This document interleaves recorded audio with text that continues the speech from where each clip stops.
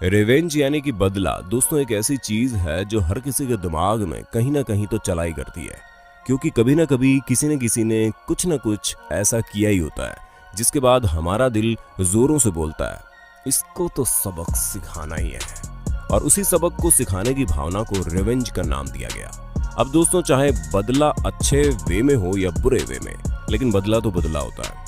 और आज हम आपको कुछ ऐसे बदले की कहानियां बताएंगे जिन्हें सुनने के बाद आप पूरी तरह से दंग रह जाएंगे। तो दोस्तों अपनी अपनी कुर्सियों की पेटियां बांध लीजिए, क्योंकि आज मैं यानी आपका होस्ट दोस्त सैम आपको चौंकाने की पूरी तैयारी करके आया हूँ। बस अगर आपको वीडियो पसंद आए तो इसे लाइक करने में कंजूसी मत करना। Broken guitar.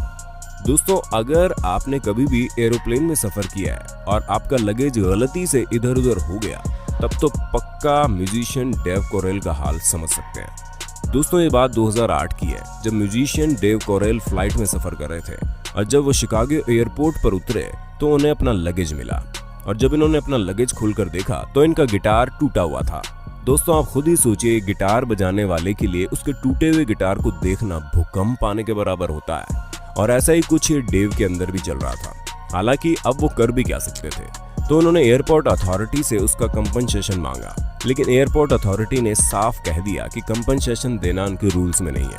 हालांकि उन्हें कोई फर्क भी नहीं पड़ रहा था कि डेव का गिटार $3200 का है या फिर $32 का, क्योंकि उन्होंने तो ये साफ कह दिया कि इसका कंपनसेशन देना उनके रूल्स में नहीं है। और फिर डेव कहाँ मानने वाले थे, उन्होंने भी ठान ली कि वे एयरलाइंस से बदला लेकर ही रहेंगे। इस वजह से इन्होंने अपने इस पूरे हादसे के ऊपर एक गाना बना दिया और वो गाना कुछ ही दिनों में बहुत ज्यादा फेमस हो गया, जहां हजारों लोग इस गाने को सुनने के लिए बेताब थे। जिसके बाद इन्होंने गिटार का कंपनसेशन तो अपने गाने के जरिए ही कमा लिया और उसके बाद एयरपोर्ट अथॉरिटी ने इनसे माफी मांगकर इनका कंपनसेशन भी दिया। इसलिए कहते हैं कि किसी भी कलाकार से पंगा नहीं लेना चाहिए, वरना इसी तरह से वो आपकी अच्छी खासी बैंड बजा सकता है। Returning the favour.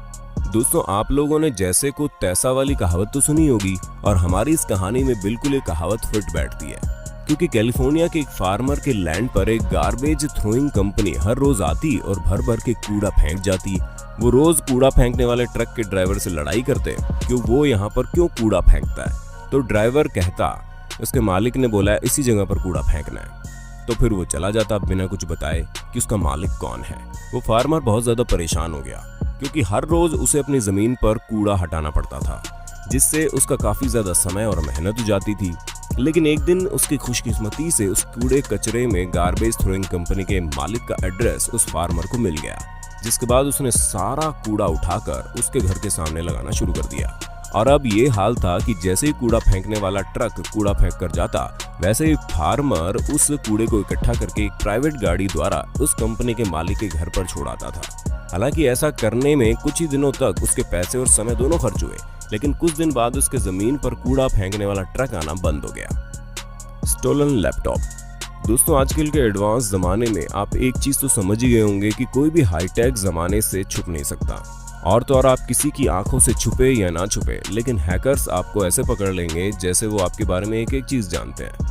इसलिए आज के टाइम पर हैकर्स के ऊपर आप लोगों ने कई सारी फिल्में भी देखी होंगी जो चुटकियों में इंसान के पैसे तक गायब कर सकते हैं। और अब आप खुद सोचिए कि किसी ऐसे कंप्यूटर के एक्सपर्ट का अगर लैपटॉप कोई उठा ले जाए तो वो इंसान क्या करेगा। हाँ, हमारे जैसे नॉर्मल लोग होंगे तो हम सबसे पहले पुलिस के पास भाग जाएंगे और कंप्लेंट लिखवाएंगे। लेकिन नहीं, मार्क जो बचपन से ही कंप्यूटर का बहुत शौकीन था, उन्होंने 5 साल की उम्र में ही ऐप बनाने शुरू कर दिए थे।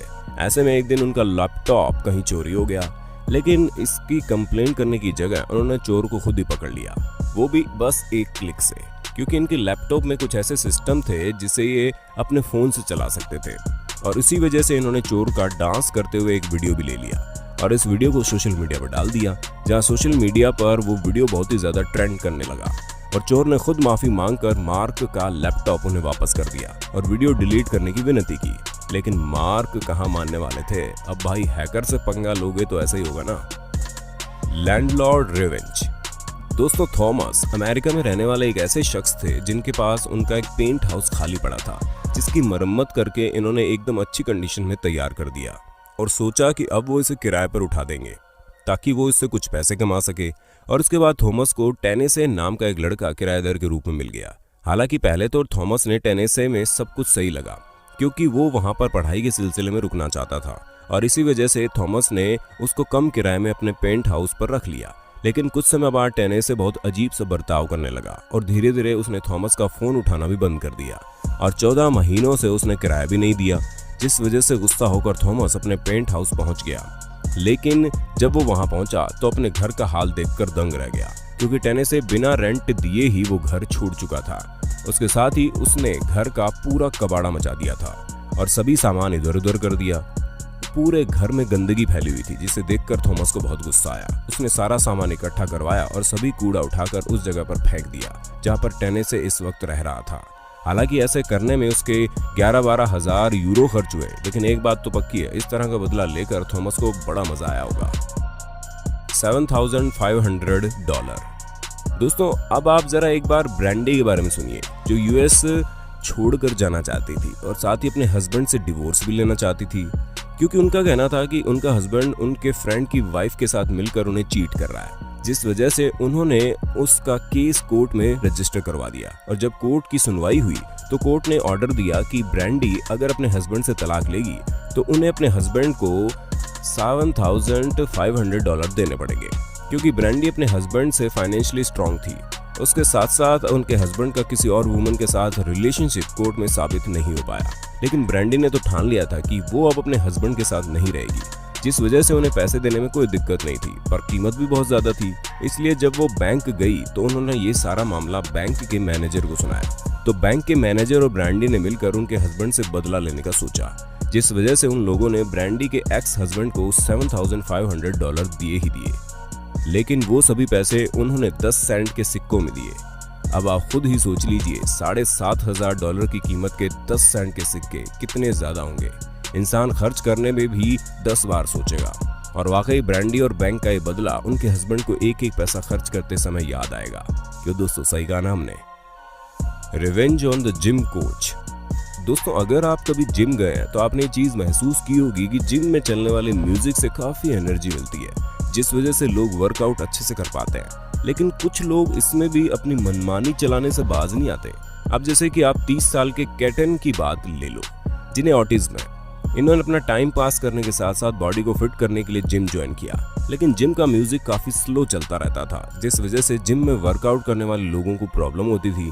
हालांकि किसी ने कुछ नहीं बोला, लेकिन कैटन को ये चीज अच्छी नहीं लगी, जिस वजह से उन्होंने अपने जिम ट्रेनर से कहा कि वो म्यूजिक चेंज कर दे।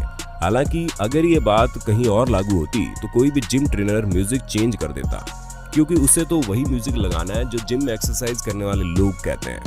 लेकिन नहीं, ये जिम ट्रेनर थोड़ा हटके था। इसने म्यूजिक चेंज करने के बदले कैटन पर चिल्लाना शुरू कर दिया, जिस वजह से उसकी काफी इंसल्ट हुई। और जो लोग पहले म्यूजिक चेंज करने में हाँ भी भर रहे थे, उन्होंने भी उसकी मदद नहीं की, जिसके बाद कैटन को बहुत गुस्सा आया। लेकिन उसने इसका बदला एक अलग अंदाज में लेने की सोची, जिसके बाद वो लाइब्रेरी में जाकर काफी सारी लॉ की किताबें पढ़ने लगे, स्पेशली वो किताबें जिसमें डिसेबिलिटी वाले लोगों से जुड़े नियम कानून लिखे थे।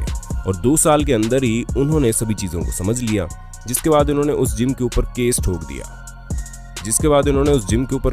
दिया। ऐसा तगड़ा केस ठोका कि जिम के मालिक को कैटन को अच्छा खासा कंपनसेशन देना पड़ा, वो भी माफी के साथ। अब दोस्तों आप खुद ही देख लीजिए, किसी के इंसल्ट करने का नतीजा हो सकता है ये। इसलिए जरा सोच समझकर किसी को कुछ बोले, वरना अगर वो अपने पर आ गया तो आपकी हालत खराब कर सकता है। Disgruntled painter. दोस्तों अब मिलिए इंग्लैंड के इस पेंटर से जिसका नाम डीन है, और इनके रिवेंज लेने का तरीका भी काफी शानदार है, क्योंकि सबसे पहले इन्होंने एक क्लब को पूरी तरह से पेंट करने का कॉन्ट्रैक्ट लिया, जिसमें इन्हें आधे पैसे कॉन्ट्रैक्ट के पहले मिल गए और आधे क्लब के मालिक ने ये बोलकर रोक दिए कि वो पेंटिंग होने के बाद देगा। हालांकि इन्होंने पेंटिंग तो बहुत अच्छे से की, बल्कि उसके साथ एक्स्ट्रा काम भी किया, जैसे कि जिसमें सबसे जरूरी तो पेंटिंग करने के लिए लकड़ियों को सीढ़ियां बनाना और हटाना था, जो इनके काम में नहीं आता। लेकिन फिर भी इन्होंने क्लब के मालिक की हेल्प के नाते वो किया, और जब इनका काम पूरा हो गया तो इन्होंने क्लब के मालिक से पेमेंट मांगी, लेकिन इन्होंने ये बोलकर पेमेंट देने से मना कर दिया कि पेंटिंग सही से नहीं हुई है, जबकि पेंटिंग में कोई भी दिक्कत नहीं थी।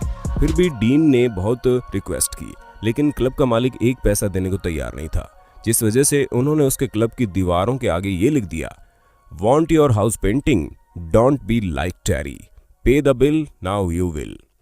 जिसका साफ मतलब है कि पहले पैसा दो फिर काम करवाओ, जो कि बिल्कुल सही भी है। और डीन द्वारा दिया गया बदला उस क्लब के मालिक को हमेशा याद रहेगा। Bad parking revenge. दोस्तों, आप इस तरह के लोगों से कभी ना कभी तो मिले ही होंगे जिन्हें ये लगता है कि उनसे अच्छा कोई है ही नहीं। ना जाने वो खुद को कौन सा तुर्रम खान समझते हैं और अपनी गाड़ी कहीं पर भी पार्क कर देते हैं। ऐसे लोगों को सबक सिखाने के लिए इस दुनिया में बहुत से लोग भी मौजूद हैं। अब आप जैसे कि इस तस्वीर में देख सकते हैं कैसे जहां पर लोगों ने अपनी गाड़ी कहीं भी पार्क कर दी है तो उसे वहां मौजूद लोगों ने ऐसा ब्लॉक किया कि हमें तो नहीं लगता कि वो अपनी गाड़ी आसानी से ऐसी जगह से निकाल भी पाए होंगे। वैसे एक बात तो पक्की है, इस तरह के लोगों के साथ ऐसा ही होना चाहिए, क्योंकि जिसे ये तक ना पता हो कि अपनी गाड़ी पार्क कहाँ करनी है उसे भला क्या पता होगा। हम तो कहते हैं कि अगर आपको भी ऐसे लोग मिल जाएं जो कहीं भी अपनी गाड़ी पार्क कर देते हैं तो आप भी बिना सोचे समझे उनकी गाड़ी ब्लॉक कर दें, क्योंकि तभी उन्हें पता लगेगा कि जैसे को तैसा किसे कहते हैं। बाकी आज के लिए बस इतना ही। अब वक्त है आपसे अलविदा लेने का। आपको वीडियो कैसी लगी ये कमेंट में ज़रूर बताना। ऐसे इंटरेस्टिंग वीडियो लगातार देखने के लिए हमारे चैनल को लाइक, शेयर, सब्सक्राइब जरूर कर दें।